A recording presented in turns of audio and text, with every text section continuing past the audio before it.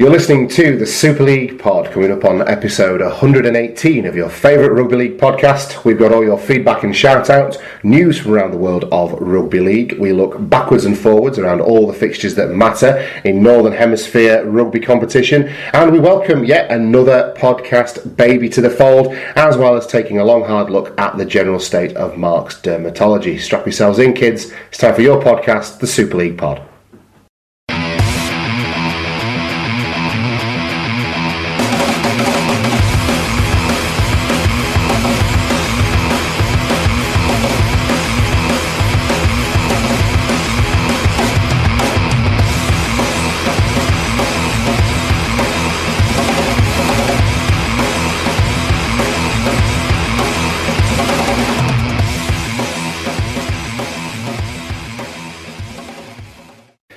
Okay, hello everyone, welcome to the Super League pod. Mark, the Wigan fan, joins Tom, the Bradford fan, as always, in the podcast studios. How's your week been, sir?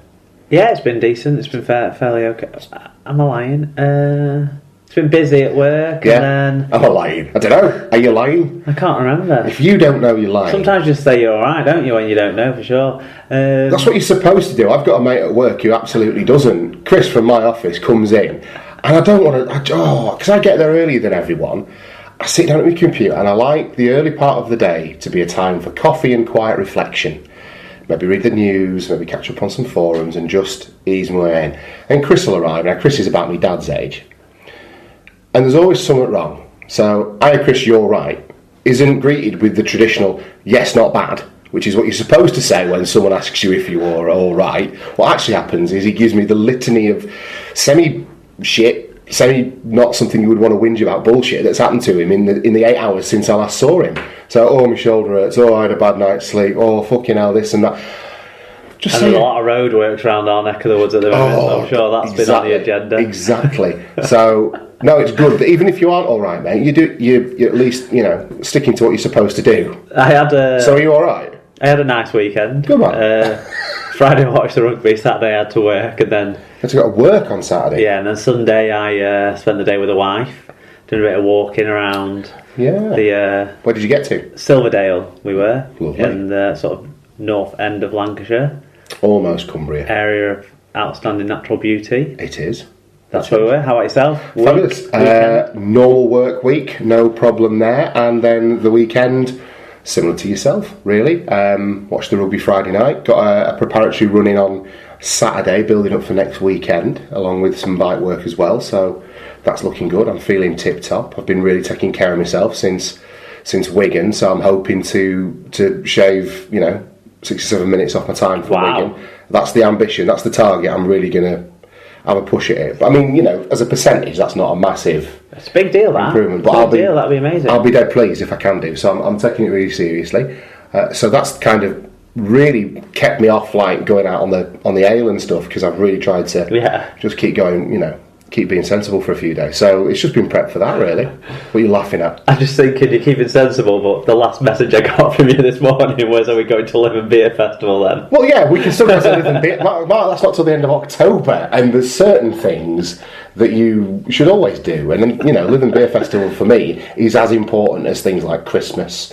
It's like Christmas for me. So that's been my week, really. How's the weeks of our listeners been, and what have they been saying to us? Well, big week for the Hughes family. Massive. The new baby arrived. Wembley for Newer, Sneyd.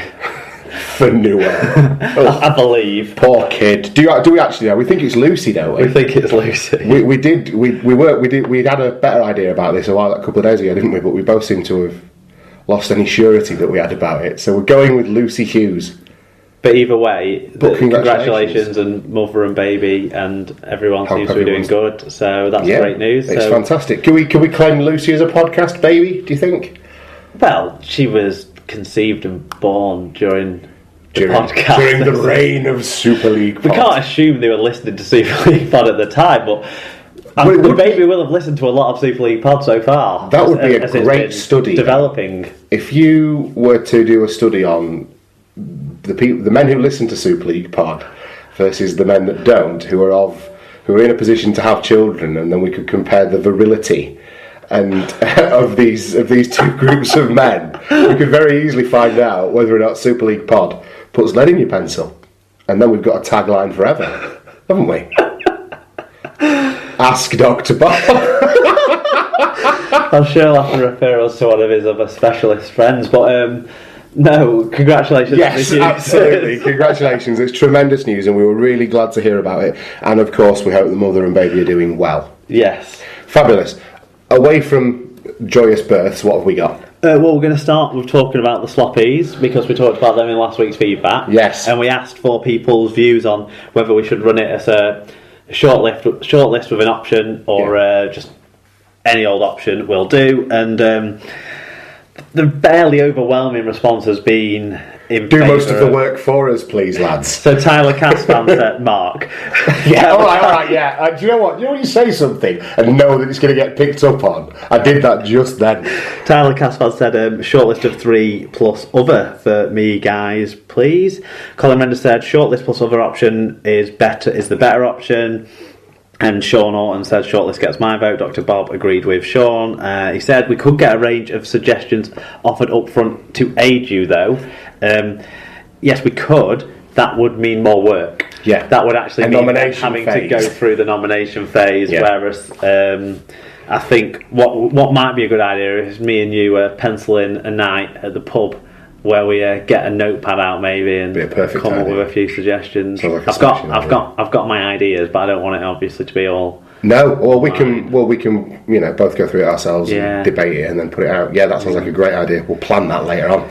And then Lee Whitnall, he came back with, my choice would be a free form for the awards. You don't want to be coming up with lists. You work hard enough, get your feet up.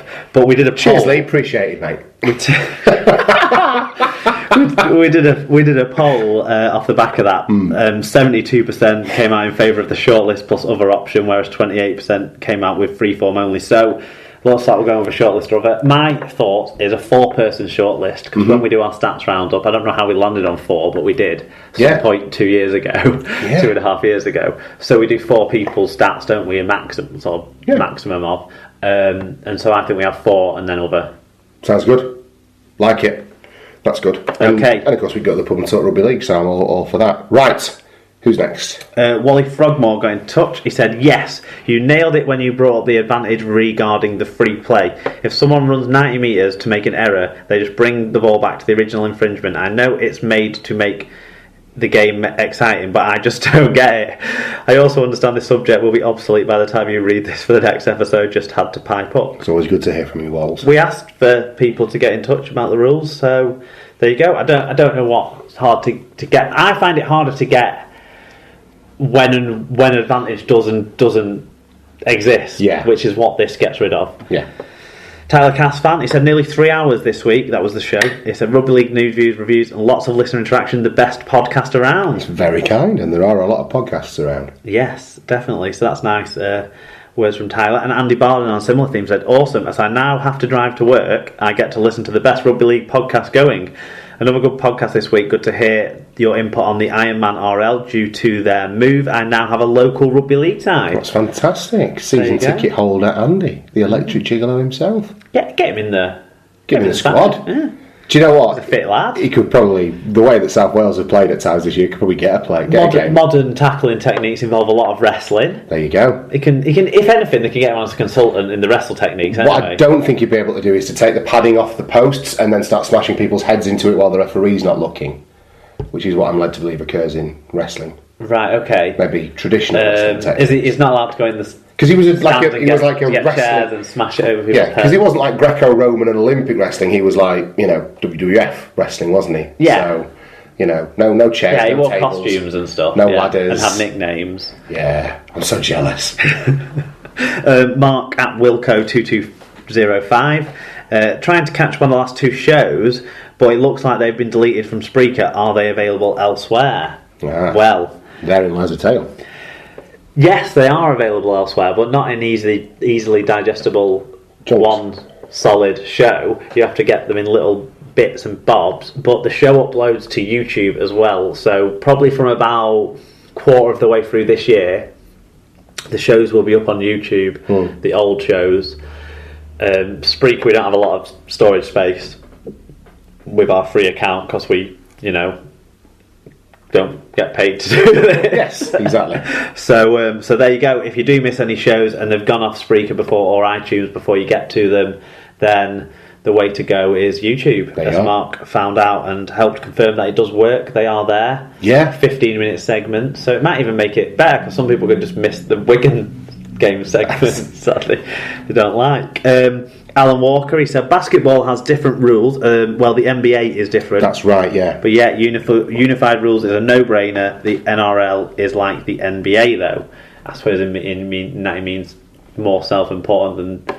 Yeah, thinks it's bigger than the sport in its own right. Yeah, that's it. And there are some pretty big differences between the rules in NBA and like in European basketball. I think the distance from the 3-point line to the hoop is different in European. I believe it's further away in European basketball. There's also different rules in quite a few sports when you think about it more. Like ice hockey. Right. The rink size is really? different in different competitions and stuff like that. But regardless, we should really be having, you would think, in Rugby League. Yeah. It would be useful, wouldn't it? We'll I'm sure we'll move towards it eventually. I think it'll become sensible too. Yeah, definitely. Okay. What on earth is this? Sarah McKenzie sent us an email. It was titled #Sarah Rant. I was a little bit worried when I saw the first line, a small complaint. I was like, I sincerely hope she's not about to start biting the hand that feeds. I thought she might have been complaining about us. No, was it transpired she wasn't? Yeah, she wasn't, and it wasn't about ineffective milk containers or anything along those lines. I don't get it. She spilt her milk last week, didn't she? Of course. I hope she never let me know how she organises her pegs. I was expecting a peg tweet. Surely, any good old-fashioned housewife has an inventory of pegs, don't they? Well, I've got pegs and I'm not an housewife. Yeah, but your Emma will keep a good inventory of them, I reckon. There'll be a little notebook somewhere. They're all just wooden pegs in a little sandwich bag. Oh, that's a short notebook, then, isn't it?